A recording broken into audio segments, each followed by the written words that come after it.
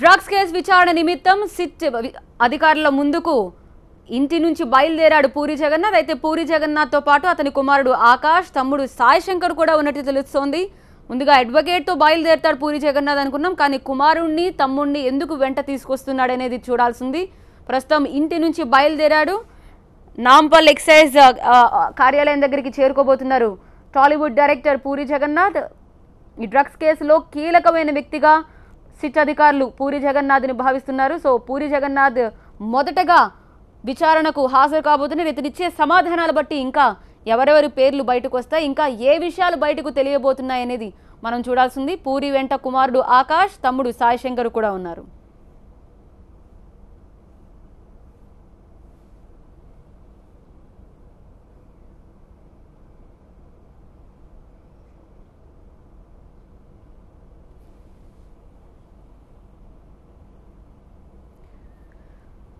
కాసేపట్లోనే puri జగన్నాథ్ని SIT అధికారులు ప్రశ్నించబోతున్నారు. 10 గంటల 30 నిమిషాలకు విచారణ మొదలు కాబోతోంది. అందుకే వెంటనే 9 గంటల 30 నిమిషాలకే ఇంటి నుంచి డైరెక్టర్ పూరి జగన్నాథ్ బయలుదేరారు. అయితే అతనితో పాటు అతని కుమారుడు ఆకాష్, తమ్ముడు సాయి శంకర్ కూడా ఉన్నారు. మరి వీరిద్దరిని ఎందుకు వెంట తీసుకెళ్తున్నారు? వీళ్ళ ద్వారా ఏమైనా ఇన్ఫర్మేషన్ తెలియబోతున్నా, లేకపోతే తన ఒకవేళ మా తండ్రి మంచివాడు, లేకపోతే నా బ్రదర్ చాలా మంచివాడని చెప్పడానికి ఏమైనా ఇన్ఫర్మేషన్ కోసం వీళ్ళిద్దరిని తీసుకెళ్ళబోతున్నారా ఏంటి అనేది తెలియదు. కానీ పూరి జగన్నాథ్తో పాటు ముందుగా అడ్వకేట్ కూడా వస్తారనుకున్నాం. అడ్వకేట్ బహుశా వేరే కారులో బయలుదేరి ఉండొచ్చు.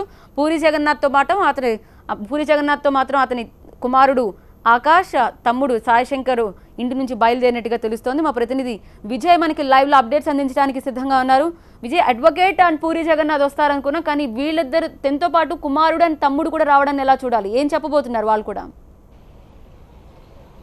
అసలు వాళ్ళు బయలుదేరింది ఎక్సైజ్ ఎన్ఫోర్స్మెంట్ కార్యాలయానికా లేదా అన్నది కూడా ప్రస్తుతం అంటే అక్కడి నుంచి అయితే బయలుదేరారు. డైరెక్ట్గా ఇక్కడికి వస్తారు. అడ్వకేట్ పార్క్ హైత్లో ఉన్నారు, అక్కడికి రమ్మన్నారనే విషయాన్ని అయితే ముందుగా అడ్వకేట్లు చెప్పారు. కానీ పూరి జగన్నాథ్ అయితే ప్రజెంట్గా ఇంట్లో నుంచి బయలుదేరారు. ప్రస్తుతం ఎక్సైజ్ ఎన్ఫోర్స్మెంట్ కార్యాలయానికి ఆయన వస్తున్నట్టుగానైతే తెలుస్తుంది. అయితే ప్రధానంగా అతని కారులో ఉన్నటువంటి వ్యక్తులు వాళ్ళ తమ్ముడు సాయిరామ్ శంకర్ కావచ్చు, కొడుకు ఇద్దరు కూడా ఉన్నారు. కాబట్టి వాళ్ళని వెంటబెట్టుకొని ఎక్సైజ్ ఎన్ఫోర్స్మెంట్ కార్యాలయానికి వస్తాడా లేదా అన్నది చూడాల్సి ఉంది. ఇంట్లో నుంచి మాత్రం బయలుదేరాడు.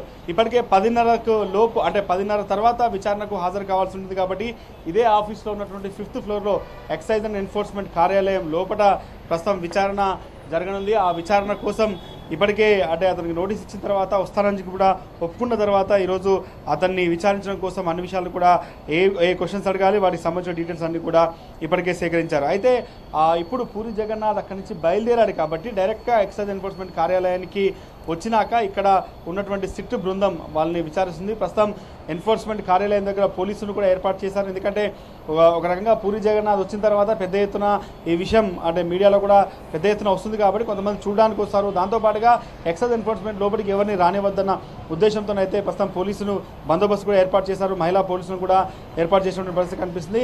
ఎక్సైజ్ ఎన్ఫోర్స్మెంట్ కార్యాలయం లోపల సిబ్బంది ఇప్పటికే అన్ని రకాలుగా కూడా అంటే 5th ఫ్లోర్లో విచారణ జరుగుతుంది కాబట్టి ఆ విచారణకు సంబంధించినటువంటి అధికారులు, ఇన్వెస్టిగేషన్ ఏజెన్సీకి సంబంధించినటువంటి 2 అధికారులు ప్రస్తుతం చేరుకున్నారు. మరికొద్దిసేపట్లోనే ఎన్ఫోర్స్మెంట్ డైరెక్టర్ అకౌంట్స్ అగర్వాల్ సైతం ఎక్సైజ్ ఎన్ఫోర్స్మెంట్ కార్యాలయానికి రానున్నారు. వాళ్ళంతా వచ్చిన తర్వాత 10:30 తర్వాత పూరి జగన్నాథ్ వస్తాడనే సమాచారం ఉంది. ఆయన ఇంట్లో నుంచి బయలుదేరాడు. ఆల్మోస్ట్ ఆల్ జూబ్లీ హిల్స్ నుంచి ఇక్కడ రావాలంటే ఒక దాదాపు ఇప్పుడున్నటువంటి సిచ్యువేషన్లో 45 మినిట్స్ కంటే ఎక్కువ పడుతుంది. కాబట్టి ఎగ్జాక్ట్లీ 10:30 లోపే పూరి జగన్నాథ్ ఈ ఆబ్కారీ శాఖకు ఆబ్కారీ భవన్కి వచ్చేటువంటి అవకాశం అయితే కనిపిస్తుంది.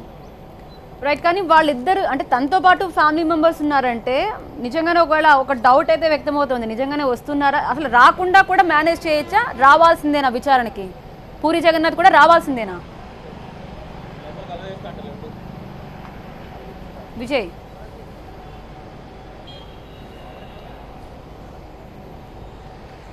రైట్, పూరి వెంట కుమారుడు ఆకాష్, తమ్ముడు సాయి శంకర్ కూడా అదే వెహికల్లో ఉన్నట్టుగా తెలుస్తుంది. బహుశా వాళ్ళు పర్సనల్ విషయం అయి ఉండొచ్చు, లేకపోతే ఎక్కడ డ్రాప్ చేసి రావచ్చు. మొత్తం మీద ఇంటి నుంచి అయితే బయలుదేరారు.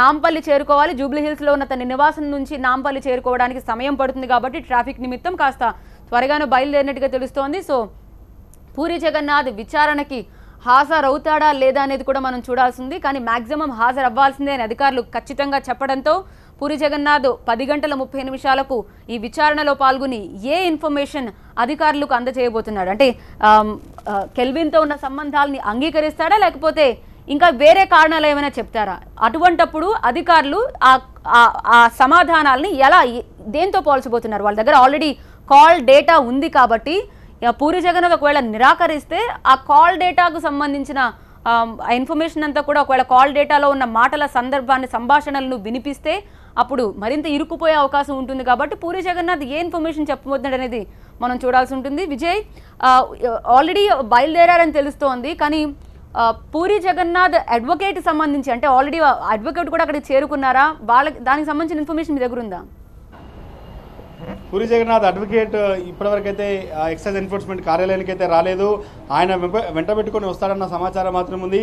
అడ్వకేట్ నిరంజన్ రెడ్డి పూరి జగన్నాథ్కి అసిస్ట్ చేస్తున్నారు. ఆయనే ఈ వ్యవహారంలో ఆయనకి సాయంగా ఆయన తీసుకొచ్చిన అవకాశం కనిపిస్తుంది. దాంట్లో భాగంగానే అడ్వకేట్ ఎవరైతే ఉన్నారో దాంట్లో ఉన్నటువంటి అడ్వకేట్ మాత్రం ఇంతవరకు ఆయన ఈ కార్యాలయానికి కానీ లేకపోతే పూరి జగన్నాథ్ ఇంటి దగ్గరికి అయితే రాలేదు. అయితే పూరి జగన్నాథ్ ఆఫీసు పార్క్ హైత్ హోటల్లో ఉంది, అక్కడికి వస్తారన్న సమాచారం అయితే ఉంది. కానీ డైరెక్ట్గా పూరి జగన్నాథ్ ఇంట్లో నుంచి బయలుదేరాడు కాబట్టి అతను ఎక్కడికి వెళ్తారన్నది ఇప్పుడు కొంత క్లారిటీ రావాల్సిన అవసరం అయితే ఉంది.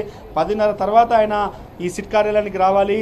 ఎందుకంటే ఇన్వెస్టిగేషన్కి ఈరోజు ముందుగా పిలిచినటువంటి సమయంలో ఆయన్నే ముందుగా, ఎందుకంటే 12 మందికి నోటీస్ ఇస్తే పూరి జగన్నాథ్నే ముందుగా పిలిచారు కాబట్టి పూరి జగన్నాథ్ని విచారిస్తే ఎంటైర్ ఈ సినిమా ఇండస్ట్రీకి సంబంధించినటువంటి అన్ని విషయాలు కూడా తెలుస్తాయి. పూరి జగన్నాథ్ మనుషులే చాలామంది ఈ యొక్క డ్రగ్ కేసులో ఉన్నారు. మీరు చార్మి కావచ్చు, ముమైత్ ఖాన్ కావచ్చు, రవితేజ, సుబ్బరాజు, శ్యామ్కే నాయుడు, వీళ్ళంతా కూడా పూరి హార్డ్ కోర్ టీమ్గా చెప్పుకుంటారు. పూరి ఎక్కువ సినిమాలు చేసింది కూడా వీళ్ళతోనే. అనేక సినిమాలకు సంబంధించి కావచ్చు, పర్సనల్గా రిలేషన్ ఉంది కూడా పూరి జగన్నాథ్కి వీళ్ళతోనే ఉంది. కాబట్టి వీళ్ళకి డ్రగ్ సప్లై వెనకాల పూరి జగన్నాథ్ పాత్ర ఏమైనా ఉందా? వీళ్ళంతా కూడా ఒక కెల్విన్ అనే వ్యక్తి ముందుగా పరిచయం అయింది ఎవరికి, జిషాన్ ఎందుకు పూరి ఇంటికి వచ్చాడు, వాళ్ళిద్దరి మొబైల్లో ఉన్న వాట్సాప్ చాటింగ్ కావచ్చు, ఫొటోస్ కావచ్చు, కొన్ని టెక్నికల్ ఎవిడెన్సెస్ కూడా ఎక్సైజ్ ఎన్ఫోర్స్మెంట్ సేకరించింది. అతను ఉన్నటువంటి టవర్ లొకేషన్లో ఇతను ఉన్నాడా లేదా, ఎక్కడైతే ఈ పార్టీస్ జరిగినటువంటి పబ్స్ ఉన్నాయో లేకపోతే ఆయన ఇంటి దగ్గర ఉందో అక్కడ ఉన్నటువంటి ప్లేసెస్లో ఇద్దరు ఉన్నటువంటి ఒకే సెల్ సిగ్నల్స్ కావచ్చు, సీసీ కెమెరాకి సంబంధించినటువంటి రికార్డ్స్ కావచ్చు, కావాల్సినంత ఎవిడెన్స్ ఉందనేది ఎక్సైజ్ ఎన్ఫోర్స్మెంట్ చెప్తుంది.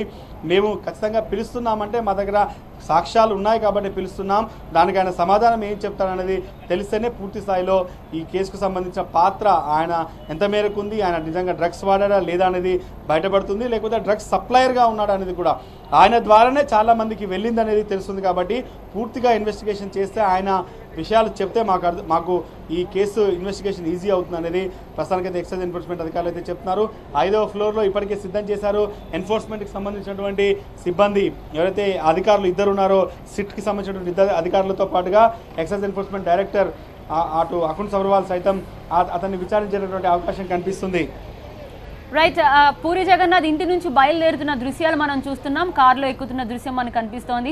కానీ విజయ్, ఏదైనా ఒకవేళ రాకుండా మేనేజ్ చేయగల ఏదైనా వేరే కారణాలు చూపించో లేకపోతే రాకుండా మేనేజ్ చేయగలరా, లేకపోతే ఖచ్చితంగా పూరి జగన్నాథ్ ఇప్పుడు ఈ విచారణలో పాల్గొనాల్సిందేనా?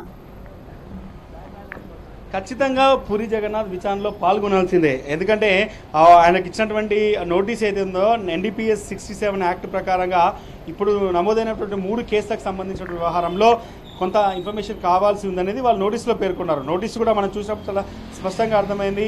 67 NDPS యాక్ట్ ప్రకారంగా మా దగ్గర ఉన్నటువంటి 3 కేసులు ఉన్నాయి, ఆ కేసుల్లో మీకు సంబంధించిన ఇన్ఫర్మేషన్ కొంత ఉంది కాబట్టి మాకు కొంత సమాచారం కావాలి అనేది వాళ్ళు అడుగుతున్నటువంటి విషయం. ఈరోజు విచారణకు హాజరైతేనే, ఎందుకంటే సినిమా ఇండస్ట్రీకి సంబంధించినటువంటి వ్యవహారం 12 మంది సినిమా తాలకు నోటీసులు ఇచ్చారు, ముందుగా పూరి జగన్నాథ్ని పిలుస్తున్నారంటే కొంత పక్కా సమాచారం ఉంది కాబట్టి, ఎందుకంటే వాళ్ళ దగ్గర ఉన్నటువంటి సాక్ష్యాలు కావచ్చు అవన్నీ కూడా మనం చూస్తే అర్థమవుతుంది. మరోవైపు ఇక్కడ ఉన్నటువంటి ఎక్సైజ్ ఎన్ఫోర్స్మెంట్ కార్యాలయానికి కొంత సిబ్బంది భద్రతను కూడా పెంచారు. మనం డాగ్ స్క్వాడ్ కూడా ఇక్కడికి వచ్చిందంటే కొంత, ఎందుకంటే ఎవరైనా వస్తారు లేకపోతే లోపలికి ఎవరిని రానియకుండా ఉద్దేశంతో పోలీసులు కూడా కొంత పెద్ద ఎత్తున బందోబస్తు కూడా ఏర్పాటు చేశారు. మొట్టమొదటిసారిగా డ్రగ్స్కి సంబంధించినటువంటి కేసులో ఈ యొక్క సినిమా ఇండస్ట్రీకి సంబంధించిన వాళ్ళని విచారించబోతున్నారు. ఈ కేసు చాలా సెన్సేషనల్గా మారింది. ఇంత సెన్సేషనల్ కేసులో చాలామంది సినిమా వాళ్ళు రాబోతున్నారు. దాంతోపాటుగా కొంత ఎవరైనా వాళ్ళు చూడడానికి వచ్చిన వాళ్ళు కావచ్చు, లేకపోతే అతను ఇక్కడికి ఉన్నాడన్న సమాచారం తెలుసుకుంటే కొంతమంది అభిమానులు కూడా వస్తారు కాబట్టి ఆ రకంగా ఎవరికి ఇబ్బంది కాకుండా పోలీసులు బందోబస్తు ఏర్పాటు చేశారు. లోకల్ పోలీసులు ప్రస్తుతం బందోబస్తు లోపలికి ఎవరిని రానియకుండా బందోబస్తులను అయితే పోలీసు నిమగ్నమైనటువంటి పరిస్థితి కనిపిస్తుంది. డాగ్ స్క్వాడ్ మొత్తం ఎంటైర్ ఈ ఎక్సైజ్ కమిషనర్ ఆఫీస్ చుట్టూ కూడా వాళ్ళు తిరుగుతున్నటువంటి పరిస్థితి కనిపిస్తుంది. అన్ని కూడా చెక్ చేస్తున్నారు. ఈ రకంగా చూస్తే మాత్రం ఏర్పాట్లు అయితే పూర్తయ్యాయి. కొద్ది నిమిషాల్లోనే పూరి జగన్నాథ్ ఎక్సైజ్ ఎన్ఫోర్స్మెంట్ కార్యాలయానికి వస్తే అతన్ని విచారణ సిద్ధమైంది. ఇది దాదాపుగా చాలా సంవత్సరాల తర్వాత, ఎందుకంటే డ్రగ్స్ హైదరాబాద్లో ఉన్నాయి. హైదరాబాద్లో డ్రగ్స్ చలామణి అవుతున్నప్పటి నుంచి కూడా అనేక మంది సినిమాల పేర్లు వినిపించాయి. కానీ మొదటిసారి ఎక్సైజ్ ఎన్ఫోర్స్మెంట్ ఈ కేసు రిజిస్టర్ చేసిన తర్వాత డైరెక్ట్గా సినిమా వాళ్ళని పిలవడం మొదటిసారి కాబట్టి ఈసారి జరిగే ఇన్వెస్టిగేషన్ చాలా సీరియస్ ఇన్వెస్టిగేషన్. కేసు విషయంలో కూడా గవర్నమెంట్ చాలా సీరియస్గా ఉంది. ఎవరిని వదిలిపెట్టే ఉద్దేశం తమకు లేదని చెప్పి ఎక్సైజ్ ఎన్ఫోర్స్మెంట్కి ఆదేశాలు ఇచ్చింది. కాబట్టి ఇక ఈ ఇన్వెస్టిగేషన్లో అన్ని విధాలుగా వాళ్ళ దగ్గర నుంచి సమాచారం తీసుకునేటువంటి అవకాశం అయితే కనిపిస్తుంది. రైట్, మనం చూస్తున్న ఆబ్కారీ భవన్ నుంచి తాజా సమాచారం అంతోంది. ఇక పూరి నివాసం నుంచి పూరి జగన్నాథ్ కారులో బయలుదేరుతున్న దృశ్యాలు కూడా TV9 దగ్గర ఉన్నాయి. మనం చూస్తున్నాం, చాలా క్లియర్గా కనిపిస్తుంది. పూరి జగన్నాథ్ బయలుదేరారు. అయితే తనతో పాటు కుమారుడు ఆకాష్, అదేవిధంగా బ్రదర్ సాయి ఉన్నట్టుగా కూడా తెలుస్తుంది. మొత్తం మీద ఒకవేళ రెండు మార్గాలు ఉంటూ, ఒకవేళ తను బాధితుడిగా ఉండడం, లేకపోతే సప్లై చేస్తున్నట్టు కనుక ఒకవేళ ప్రూవ్ అయితే చాలా సీరియస్ కేసు అవుతుంది. కాబట్టి ఎలా డీల్ చేయబోతున్నారు, ఎలా ఉండబోతుంది? ఒకవేళ తను బాధితుడిగా ఉంటే దీంట్లో చాలా లూప్ హోల్స్ ఉంటాయి కాబట్టి ఒక కౌన్సిలింగ్ ఇచ్చిన తర్వాత అనంతరం వాళ్ళని వదిలిపెట్టడం అలా ఉంటుంది. లేదు ఇంకొకరికి సరఫరా చేశారు అనేది కనుక తెలిస్తే అది చాలా సీరియస్ ఇష్యూ అవుతుంది. సో దాంట్లో ఇతను ఒకవేళ ఇతను సరఫరా చేసినట్టు కనుక ప్రూవ్ అయితే అది వేరే కేసు వైపు వెళ్తుంది. కాబట్టి ఇందులో నుంచి బయటపడడానికి వీళ్ళు ఇచ్చే సమాధానం ఎలా ఉంటుంది అనేది కూడా మనం చూడాల్సి